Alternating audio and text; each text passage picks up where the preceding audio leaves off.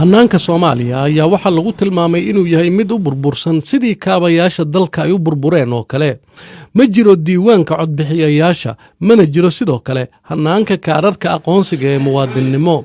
doorashooyinka iminka dhacaya ma noqon doonaan kuwii ugu dimuqraadiyeysnaa, laakiin haddii doorashada madaxweynaha ay toddobaadkan hagaagto ayaa waxaa loo arkaa inay noqonayso tallaabo aad u weyn oo loo qaaday mustaqbalka Soomaaliya. Labada aqal ee baarlamaanka ayaa qof kaliya waxa ay ka dooran doonaan 22 musharax ee dhammaantood ragga ah ee doonaya inay noqdaan madaxweynaha soo socda. si haddaba ay doorashadan u dhacdo ayaa 135 oday beeleed waxa ay soo xuleen in ka badan 14,000 oo wakiil oo dalka oo dhan ka kala yimid. wakiilada ayaa dabadeed waxa ay doorteen xubnaha aqalka hoose, iyada oo xubnaha aqalka sarena ay soo doorteen ergooyin fariistay xarumaha maamul goboleedyada.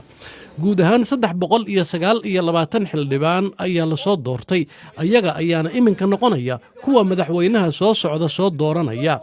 sidaasoo ay tahay wax isdabamarin xoog leh ayaa la sheegayaa in ay ka dhacday doorashadii baarlamaanka, halkaasoo xildhibaanada qaarkood la sheegayo inay codadka iibsadeen. isdabamarin badan ayaa dhacday, caqabado badan ayaa laga soo gudbay. in way ka fiican tahay hadda wixii Soomaaliya ka dhici jiray, laakiin shacabka Soomaaliyeed waxay sugayeen wax hadda dhacaya wax ka fiican, waa la sugan karin. dumar badan ayaa waxa ay qayb ka noqonayaan hannaanka doorashada, kuwaasoo ah ilaa iyo 26% codadka baarlamaanka.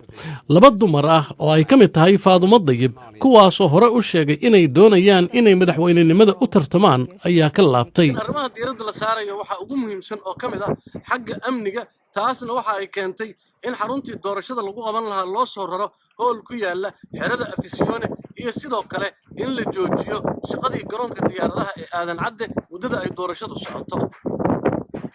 al-shabaab waxaa kaloo hore ay u dileen siyaasiyiin, militari iyo rayid, walow dalka ay joogaan xoogag ilaa iyo 20,000 gaaraya oo nabad ilaalin loo keenay.